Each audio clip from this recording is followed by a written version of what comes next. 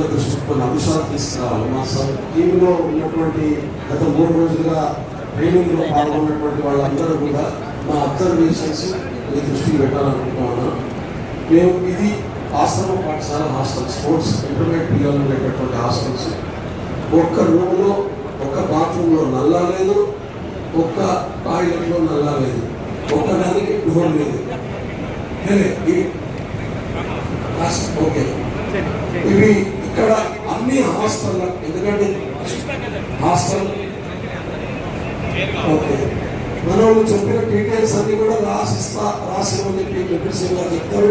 వాళ్ళ దృష్టికి తీసుకెళ్దాం, రాసిచ్చేద్దాం, రాసిన రిప్రజెంటేషన్ మీకు ఇస్తాం. దయచేసి శాంక్షన్ చేయాలని కోరుకుంటే అంతే.